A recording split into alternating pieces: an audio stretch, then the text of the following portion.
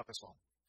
Nós já vimos que a modelagem matemática é uma ferramenta muito conveniente, né? Devido às suas vantagens de custo, agilidade, velocidade no desenvolvimento, da representação do sistema físico, né? Que é alvo da nossa atenção, do nosso estudo. E há muitas aplicações científico, né? Como de engenharia mesmo. E podemos citar algumas delas. Por exemplo, pesquisa e desenvolvimento.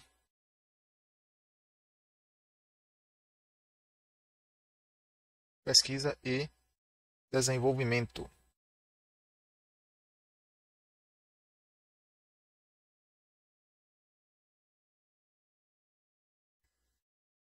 Nesse contexto, há diversas utilidades que se pode ter, né, para uma modelagem matemática. Apenas para mencionar algumas, podemos determinar parâmetros reacionais, parâmetros cinéticos de uma reação química,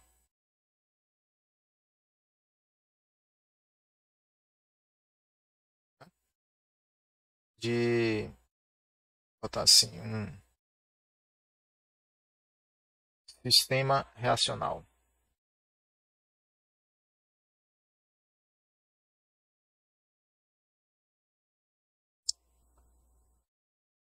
Esta é uma utilidade. Outra, ah, podemos fazer análise de condições operacionais do nosso processo ou de um equipamento específico. Análise de condições operacionais.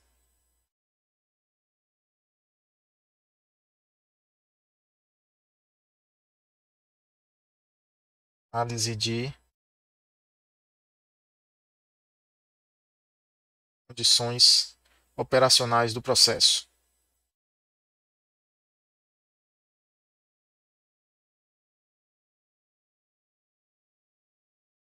Ou equipamento.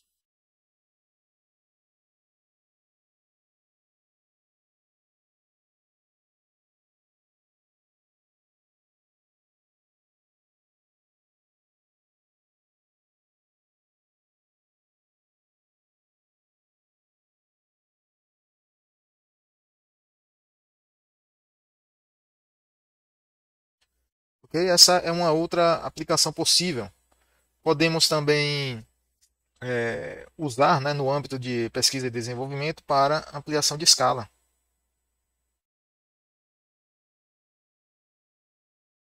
Ampliação.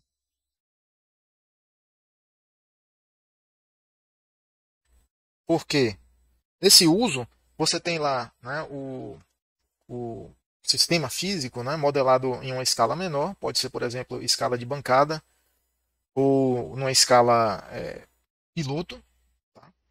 E esse modelo físico, né, lembre que o modelo físico é uma representação construída do sistema, né, do sistema real. Então, qualquer aparato que você faz que tente mimetizar, espelhar o comportamento do sistema, nós temos um modelo físico. Nesse caso, né? Se você tem um avião, aí constrói um modelo em miniatura desse avião para estudar força de arraste, elevação, condições de stall, potência necessária para voo.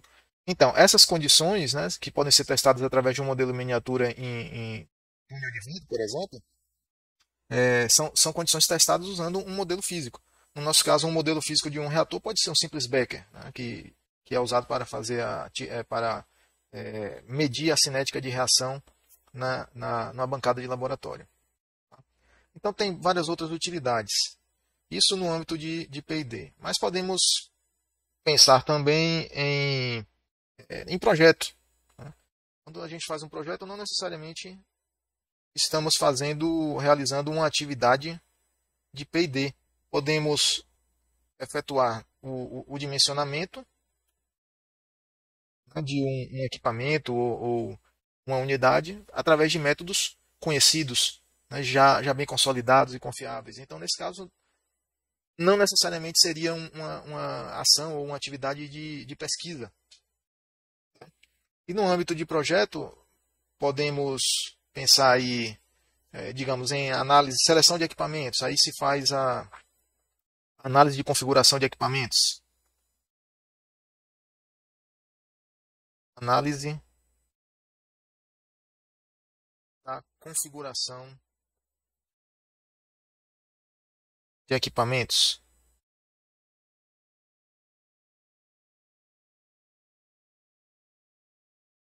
Então você vai escolher o modelo do equipamento para realizar um dado serviço. Por exemplo, escolher o modelo de reator.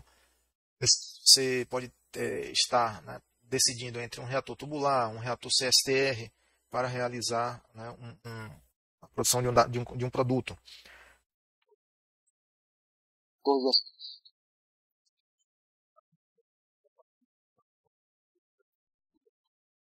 O seu modelo, né? Podemos também efetuar o dimensionamento. O próprio dimensionamento do equipamento pode ser realizado usando o modelo, né? Então, o dimensionamento propriamente dito.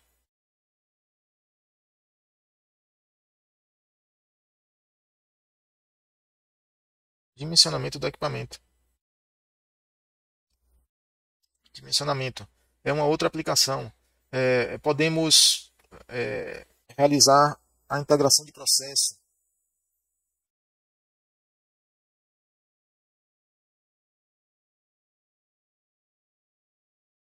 A integração energética de processo, por exemplo, na unidade.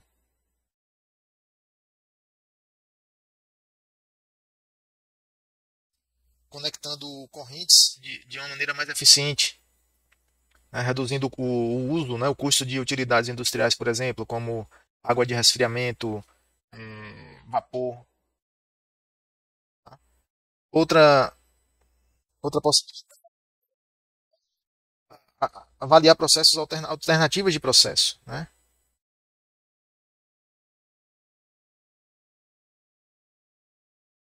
Processos alternativos.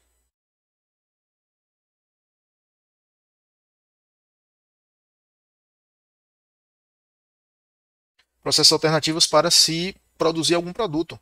Você pode fazer isso usando um modelo matemático, ao invés de construir, né, uma unidade piloto, uma planta piloto, para ficar testando possibilidades de tecnologias de produção para um dado produto. Podemos também desenvolver estratégias de controle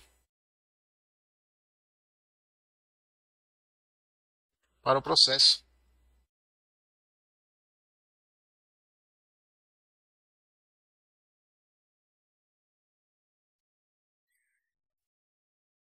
É, é ideal, né? É uma aplicação ideal para a modelagem matemática. É muito conveniente você fazer o refinamento da estratégia e da malha de controle usando o modelo matemático. Muito mais, na verdade, é impraticável você realizar, né, esse tipo devido ao custo, né, comparativo ao tempo demandado, você construir o aparato para utilizá-lo, né, no desenvolvimento de estratégia de controle. Você precisa fazer na prática você vai precisar fazer um modelo do sistema. No âmbito de controle pode ser até um modelo linearizado em torno do ponto de operação, né, em torno do set point, e utiliza-se, né, esse modelo matemático para não só, né, desenvolver a estratégia de controle em si, como também fazer a calibração de parâmetros do controlador. É uma outra aplicação. Além disso, deixa eu ver mais, podemos estudar, simular partida e parada, né? Você pode usar o modelo matemático para isso, para simular startup e o shutdown da planta ou de um equipamento em particular.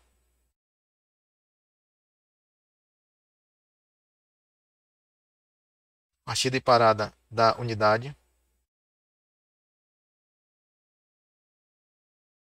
certo? Com o modelo matemático, nós podemos predizer, né, o comportamento desse transiente de partida e parada. E aí criar procedimentos, né? Procedimentos tanto para essas operações, né, de partida e parada do equipamento ou da planta, como também desenvolver procedimentos de emergência, né, que vão orientar medidas de contingência em caso de um evento, um acidente, por exemplo. Né. Bom, de projeto, né, podemos ter essas aplicações aí, dentre outras. É possível ficar listando mais aplicações além dessas. Mas acho que já deu para vocês terem uma ideia. Mas não termina por aí. Nós podemos usar a modelagem matemática na operação da planta propriamente, né? Na pesquisa, no projeto e também na operação.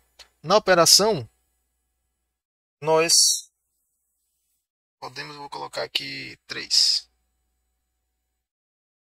Três. Na operação da planta, propriamente dito,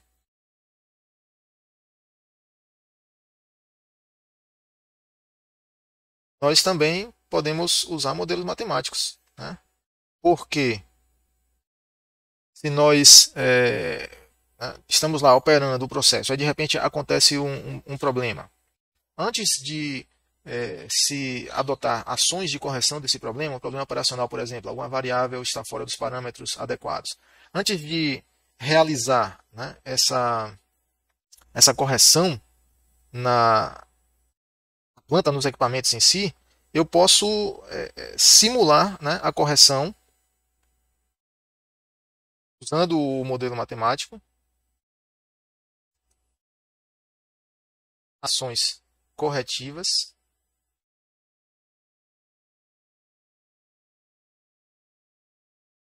antes da implementação. Isso aqui é muito importante, porque se você, antes da implementação, se você faz isso, né, você pode estar evitando um problema mais na frente. Porque vai que aquela alteração do processo não resolve o problema original e ainda causa uma alteração, né, mais grave, mais drástica, né, antes da implementação. Então, esse é um cuidado que pode ser, pode prevenir, né, problemas colaterais, tá, ou consequenciais, vamos dizer, certo? Antes da tá aqui, implementação.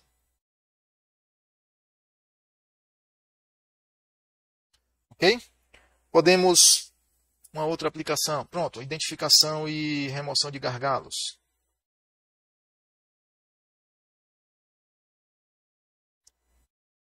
Identificação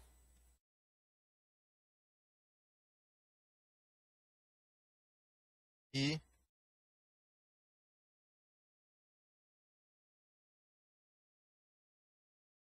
remoção de gargalos do processo.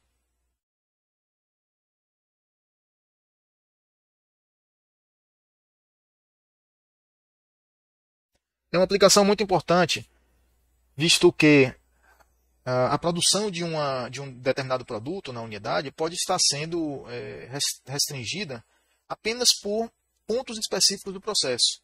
Às vezes é um trocador de calor, às vezes é o próprio reator, às vezes é uma bomba. E aí, ao se realizar, né, a, a ampliação, né, da produção nessa planta, pode-se simplesmente tentar resolver, né, ou remover esses pontos de engargalamento da unidade. Às vezes é só uma questão de colocar, né, digamos, se for um trocador que, né, não se consegue aumentar a vazão através dele, bota um trocador em paralelo, ou então se substitui o equipamento. Se for um reator, você pode colocar um novo reator, né, e todo o resto da unidade, todos os outros equipamentos, podem ser aproveitados, se, no caso, o ponto de estrangulamento ou engargalamento for removido. E nada melhor do que o modelo matemático, né, você simular a planta para poder identificar esses gargalos, certo? Uma outra aplicação é o suporte de partida e parada. Tá? Suporte, o apoio de partida e parada da unidade. É possível você realizar a operação de partida e parada com as condições reais do processo, ali as variáveis do processo reais naquele momento em que está efetuando a partida ou a parada, acompanhando com o simulador de processo. Então você, antes de realizar aquela ação, né, na sequência do procedimento de partida e de parada, você faz a ação no simulador e vê o que acontece, qual é o comportamento da planta naquela situação. Você viu a resposta da planta no simulador e foi uma resposta aceitável, né, esperada, então aí sim é feita a modificação no processo real. Então suporte de partida e parada é uma aplicação bem interessante da modelagem matemática, né, da simulação computacional. Uma outra é o treinamento. É possível você treinar engenheiros e operadores usando simulador de processo. Treinamento de pessoal. Operacional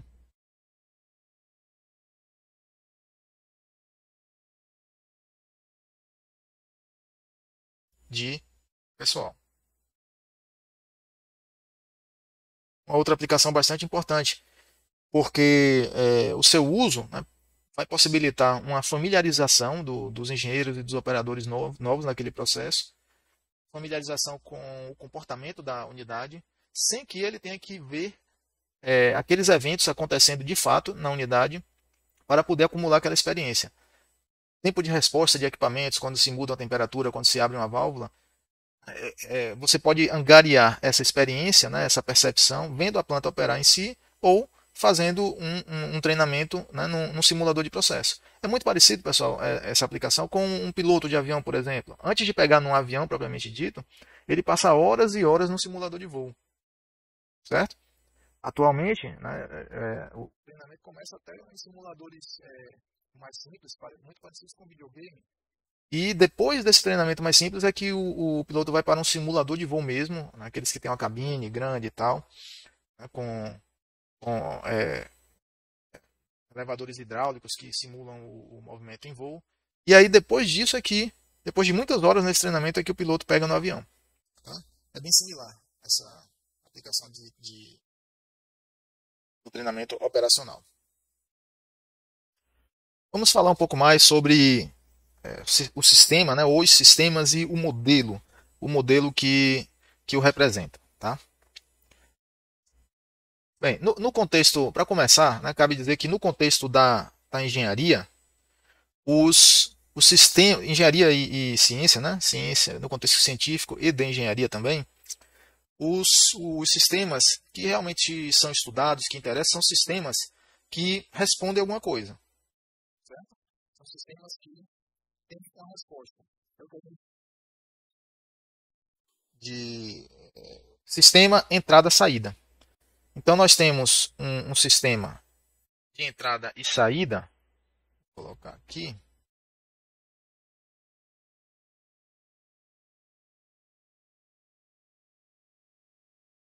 Nós temos um sistema de entrada e saída. Segundo essa concepção, sistemas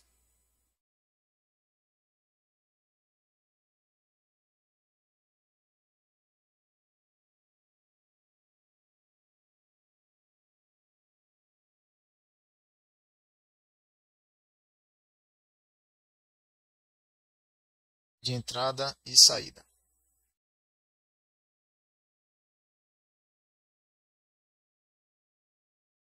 Certo?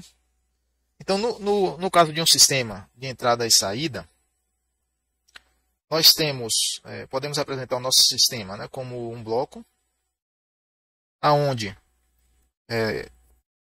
esse aqui é o nosso sistema. Sistema.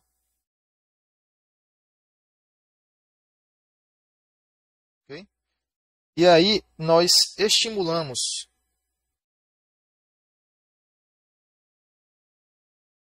esse sistema com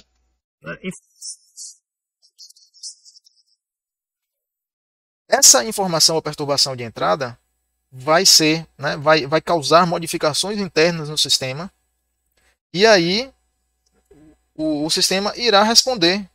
Ele vai responder de alguma forma, certo? E aí nós temos a saída. Tá? Essa concepção de entrada e saída, né, para o sistema é diretamente ligada à noção de causa e efeito. Então, nós temos uma causa, que é essa perturbação no sistema. Ele vai responder, né, vai se rearranjar, se reorganizar. Alguma coisa vai acontecer dentro do sistema e nós vamos observar um efeito. Tá certo? E é esse efeito que vai nos permitir inferir, né, algo sobre o comportamento do sistema. Então nós perturbamos e observamos. Okay? E o nosso sistema aqui está representado por essa caixa. Né? É uma representação que não, como é que eu poderia dizer, que não, até esse ponto nós não vamos entrar, né, na questão do que está dentro dessa caixa para fazer o modelo. Inclusive, a forma como nós consideramos os internos, os componentes internos do sistema na nossa modelagem vai determinar qual o tipo, né, de modelo que nós estamos desenvolvendo com relação à descrição dos componentes internos do sistema. Né? Então, essa caixa aqui, o que é que está nesta caixa? Em princípio, não sabemos, né, o que está nessa caixa aqui. A forma de descrever, né, os internos dessa caixa no contexto do nosso modelo vai determinar o grau de detalhamento do nosso modelo, certo? Então aí vem a questão, né? Qual é o grau de detalhamento que terá o nosso modelo? Qual é o grau de consciência dos mecanismos internos desse modelo? Eu posso até perguntar da seguinte maneira, né? Qual será a cor da caixa?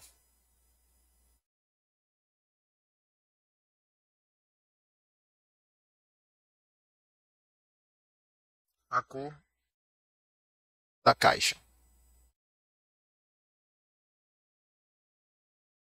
Certo? Pode parecer esquisita essa pergunta, porém, com o que eu vou falar a seguir, vai ficar muito claro para você o que é essa cor da caixa. Porque uma expressão bastante comum, que certamente vocês ouviram, todos nós ouvimos desde sempre, é a expressão caixa preta. Né? Ah, tal coisa é uma caixa preta. Fulano, você nunca sabe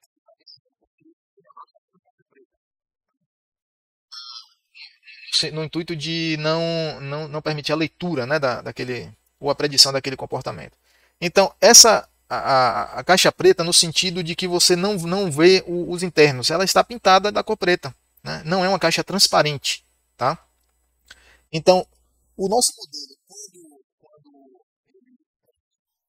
não descreve os mecanismos internos do sistema, ele apenas relaciona entrada e saída. Esse é um tipo de modelo que pode ser chamado de modelo de caixa preta, certo? Modelo tipo caixa preta ou de caixa preta, vou botar assim.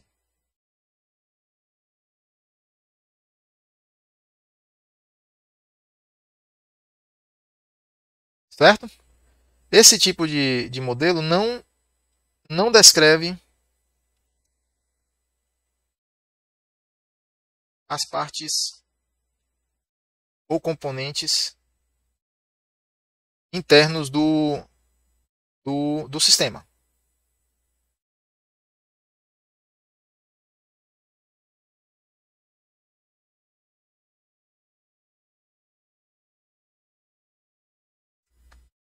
Internos do sistema.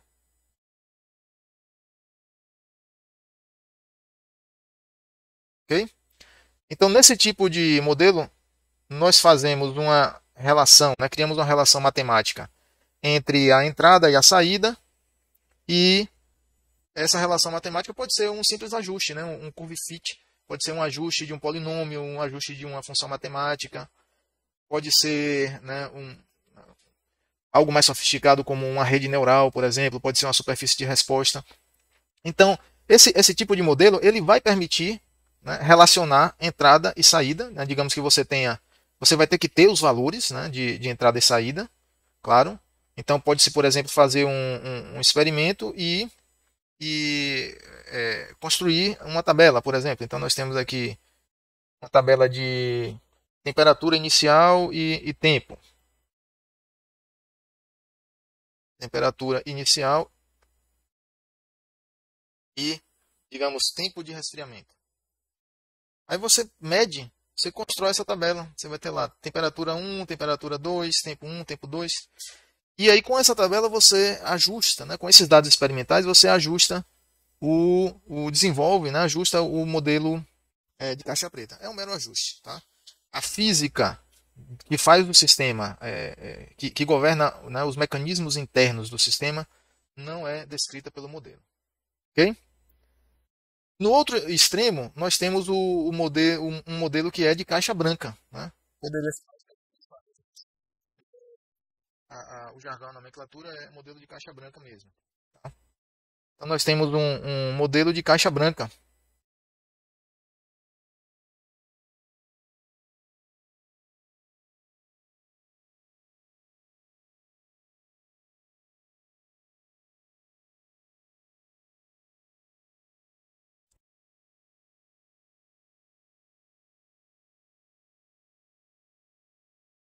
Certo?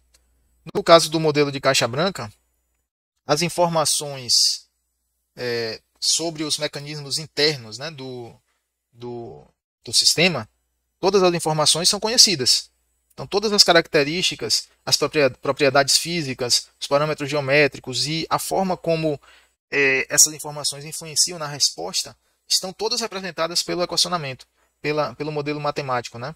Pelas equações ou inequações que compõem o modelo matemático. Então, todas as informações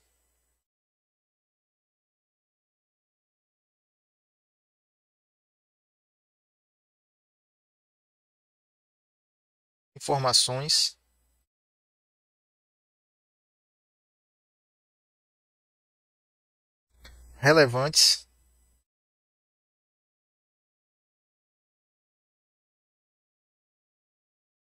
estão incorporadas no modelo matemático.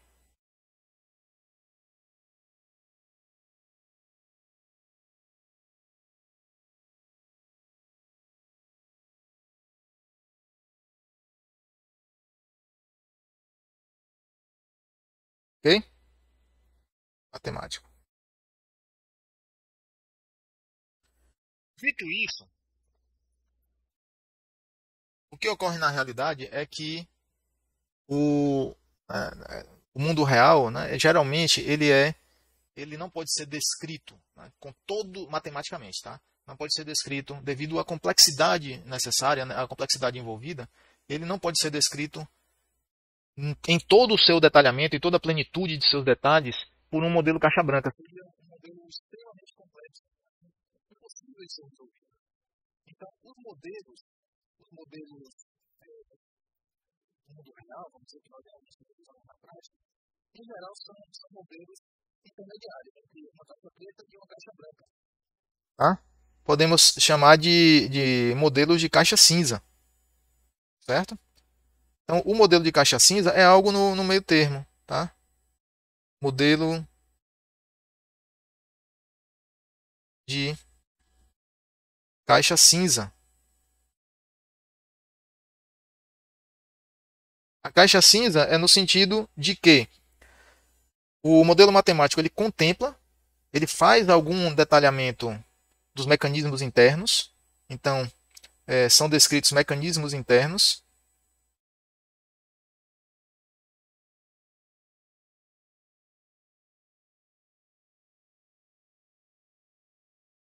São parcialmente modelados.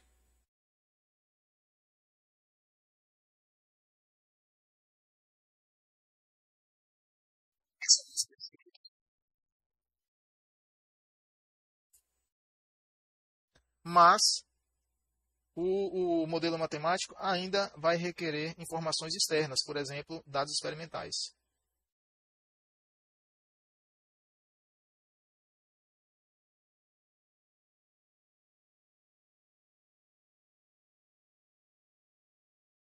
Ok?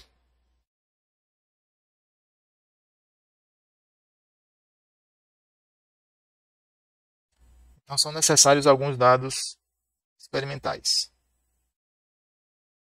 Tá? É a modelagem intermediária, né, entre você equacionar tudo do seu sistema e equacionar parte, né, e uma certa parte, né, daquela complicação é representada ali por alguma informação experimental, algum parâmetro experimental, por exemplo.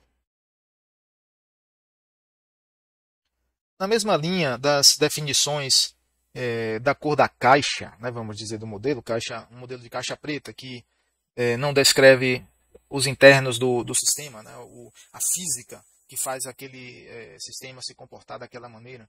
Ou um modelo de caixa branca, que descreve rigorosamente todas as relações, né, físicas, todas as leis que vão determinar que aquele sistema se comporte de tal maneira. Então, um modelo de caixa branca ele relaciona aquela informação de entrada, o processamento no sistema e a saída, né, de uma maneira rigorosa, né, de uma maneira bastante detalhada. É preciso conhecer, né, profundamente o sistema nesse caso, né, para desenvolver um modelo de caixa branca, né, que na prática é inviável. Na maioria das situações, se não todas, os modelos podem ser caracterizados como modelos de caixa cinza. E aí nessa linha, pessoal, vem uma outra definição que é importante e que, pois são termos de uso bastante frequente, que são bem usados, tá? Os termos mecanístico e fenomenológico. Então, se usa, né, se usam esses termos para descrever o grau de rigor ou de conhecimento que um modelo tem, né, dos mecanismos internos de um sistema, de um dado sistema. Tá? Então a gente fala assim mesmo, pode-se dizer, esse modelo é mecanístico ou esse modelo é fenomenológico. Então o modelo mecanístico é um modelo no qual as equações, né, as relações matemáticas envolvidas descrevem o, o funcionamento, né, descrevem o mecanismo que rege aquele comportamento do sistema. Tá? É um modelo mecanístico. Mecanístico de mecânica mesmo, né, a raiz da palavra. Tá? Então é descrita a mecânica do sistema. Certo? Então descreve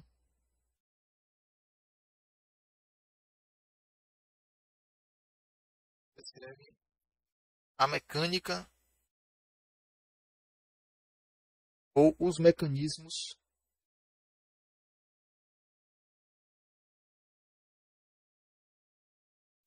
internos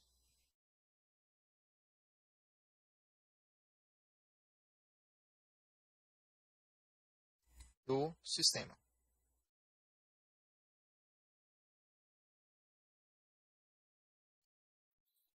Então descreve os mecanismos internos do meu sistema. Esse modelo gera esse tipo, né, de modelo pode ser é, considerado um modelo né, ou caixa branca, certo? Ou um modelo de caixa branca. Então pode ser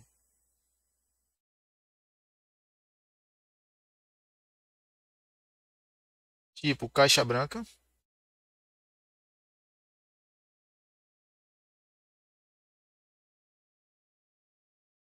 ou caixa cinza, que é o mais comum.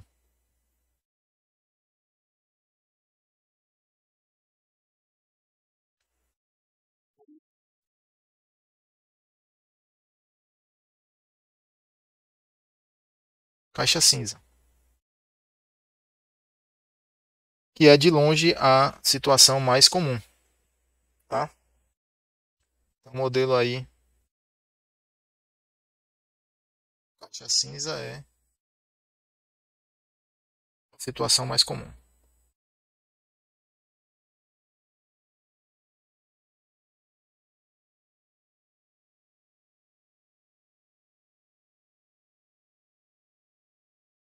Repare que essa designação de caixa, né, branca ou caixa cinza, ela não é tão tão bem delineada, não. Tá? A rigor, o modelo caixa branca, digamos, se você está estudando uma reação química, um modelo caixa branca dessa reação teria que descrever matematicamente o comportamento das partículas subatômicas. E né, esse nível de detalhamento, né, para você subir, né, levar, a partir desse nível de detalhamento, fazer os cálculos até um equipamento macroscópico de grande porte, é impraticável, pelo menos com o poder computacional disponível hoje em dia. Tá? Então, a situação de um modelo caixa cinza, onde parte dos dados, né, são obtidos experimentalmente, como propriedades físicas, por exemplo, e parte, né, da descrição do problema vem da física, então é o caso mais comum mesmo. Tá? E o modelo fenomenológico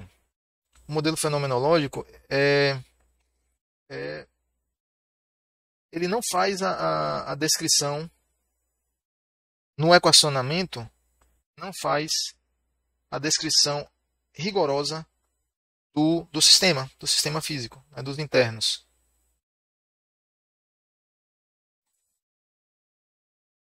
Tá? Então, esse é o modelo fenomenológico. E aí o que é que acontece? O modelo fenomenológico ele é baseado em dados experimentais, né? É baseado em dados experimentais. É muito frequentemente chamado de modelo empírico. Empírico é baseado em dados experimentais.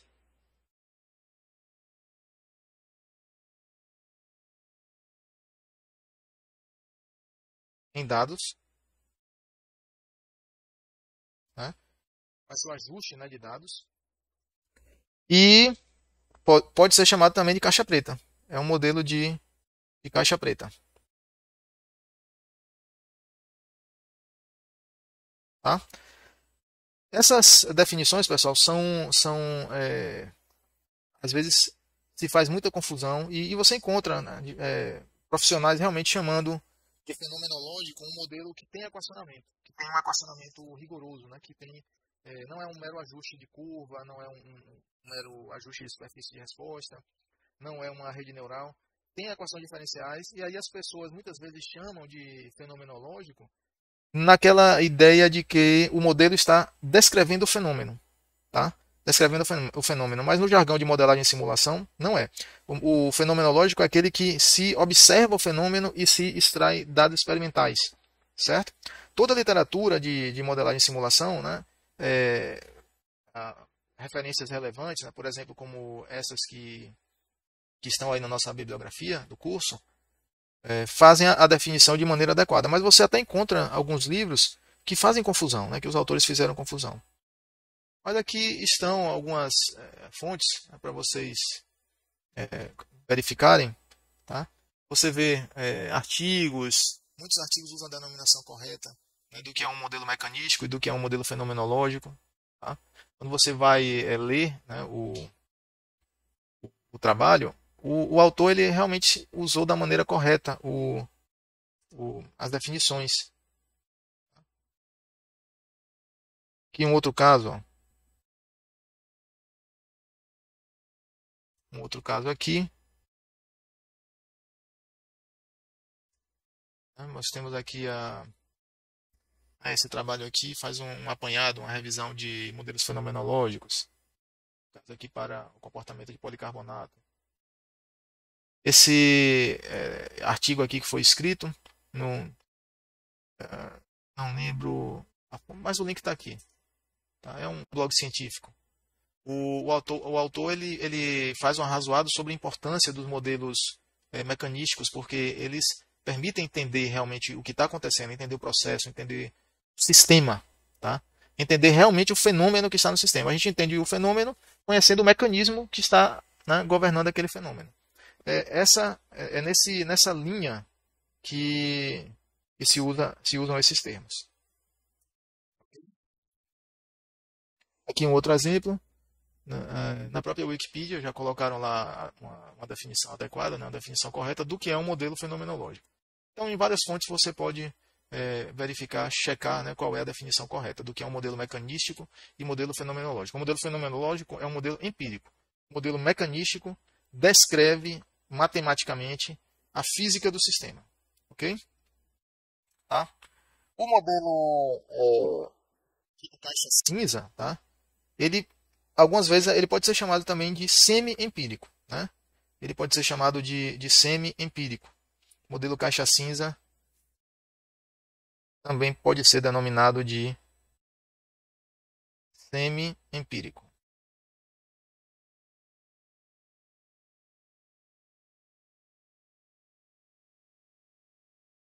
Certo? Semi-empírico.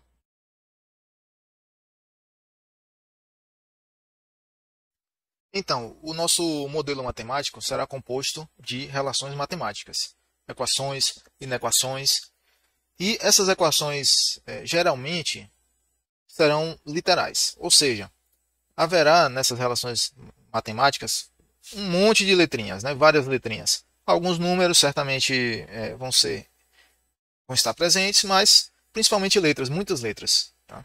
Então, na prática, pessoal, essas letrinhas elas são denominadas ou variáveis de estado ou parâmetros do modelo, tá? Do meu modelo, certo? Então, podemos dizer que o, o modelo matemático, né? Modelo matemático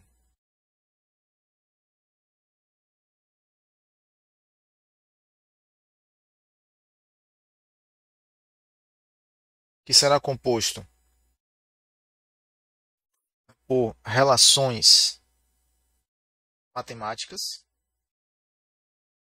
equações, inequações, funções,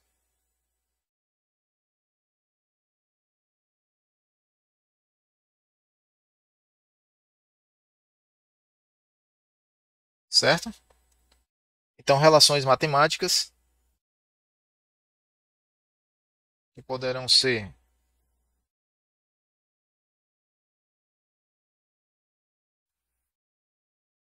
equações,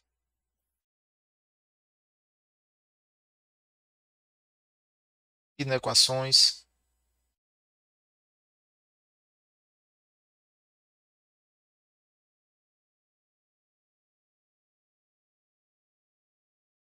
e essas inequações geralmente são literais.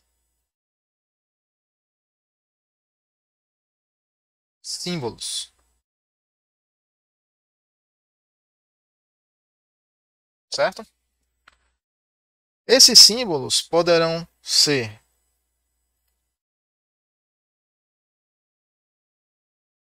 ou variáveis de estado ou parâmetros ou operadores, mas eu não vou entrar nessa questão dos operadores nesse momento, tá? Variáveis de estado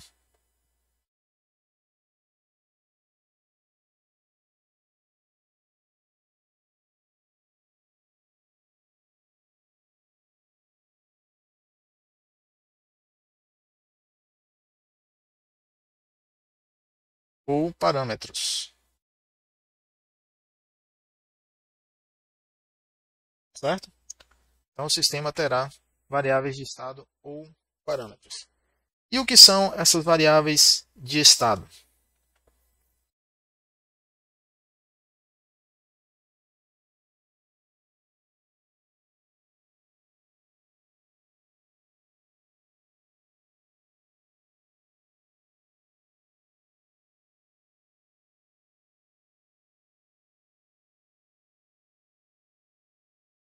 As variáveis de estado amarram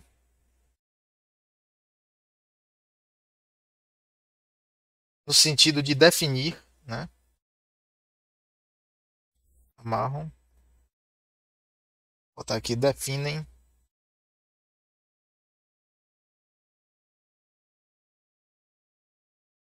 o estado do sistema.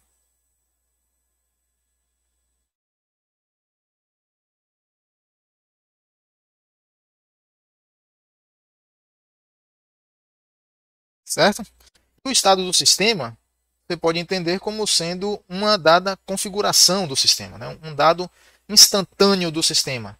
E esse instantâneo é definido pelo valor dessas variáveis, tá? Dessas variáveis de estado, ok? Então, várias letrinhas no modelo serão variáveis de estado. Vou dar um exemplo simples, bem familiar a todos vocês. Imagine que nós temos uma equação de estado. Uma equação de estado bem conhecida de todos, né? Bastante simples.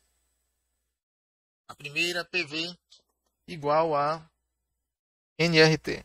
Isso aqui é um modelo matemático, pessoal. É um modelo termodinâmico, porque é usado no contexto da termodinâmica, e relaciona características de uma dada substância, tá? O que pode ser o meu sistema em estudo, né?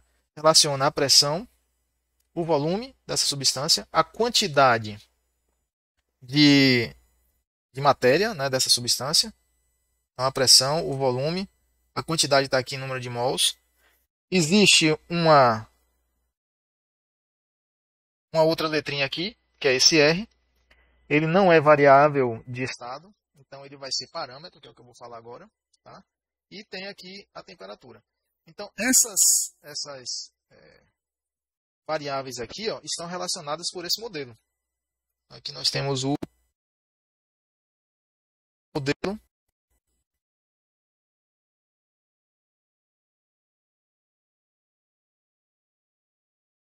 Nós temos aqui o modelo.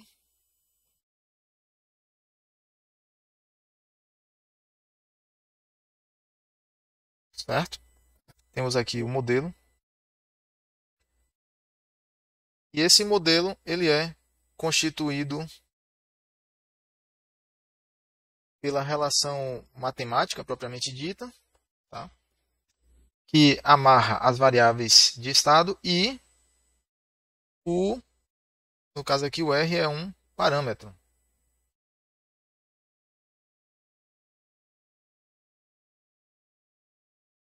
Tá? Só que repare, nesse caso aqui, o R é um parâmetro especial, porque será um valor constante, tá?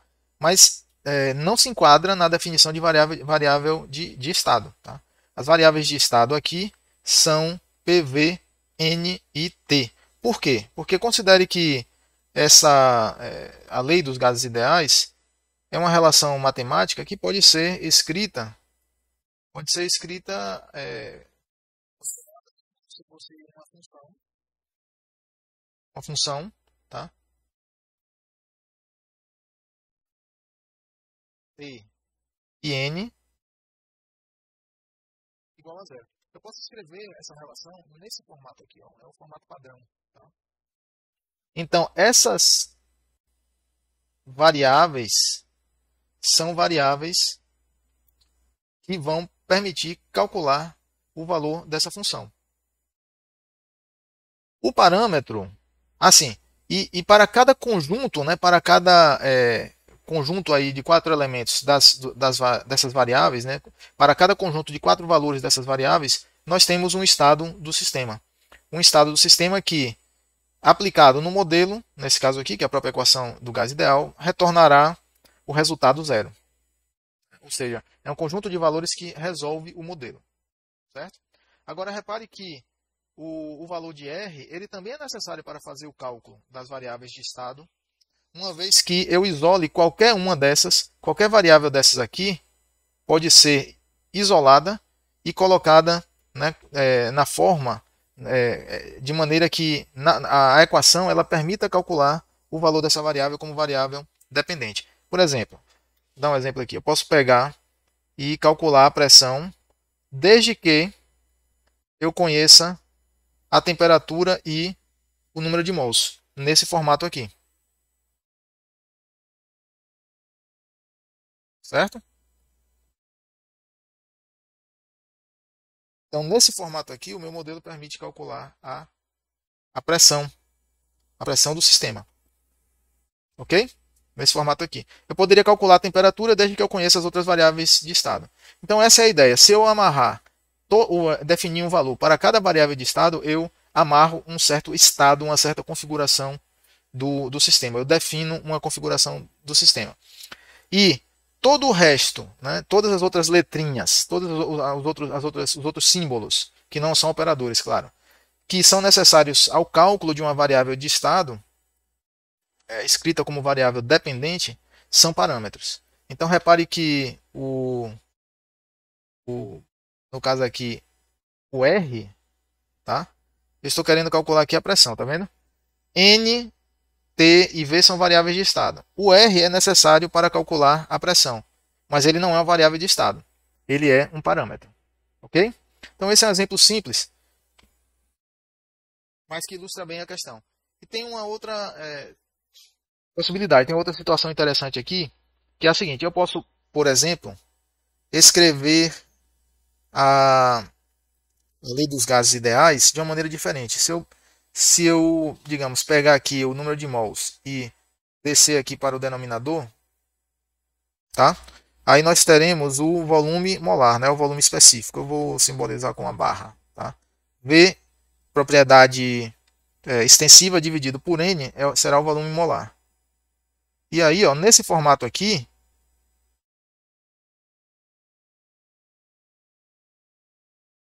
o meu modelo só possui três variáveis de estado e não mais quatro, né? Porque com o número de mols, a quantidade de matéria destacada, nós tínhamos uma variável de estado a mais. Aqui nós temos três variáveis de estado.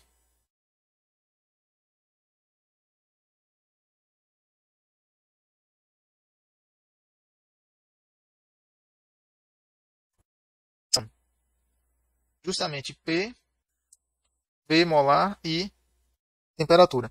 Entenderam? Então, vai depender da maneira como nós equacionamos o problema, como nós equacionamos o modelo. Vai depender aí dessa forma como equacionamos quem vai ser, né, variável, quem vai ser parâmetro e as quantidades de variáveis e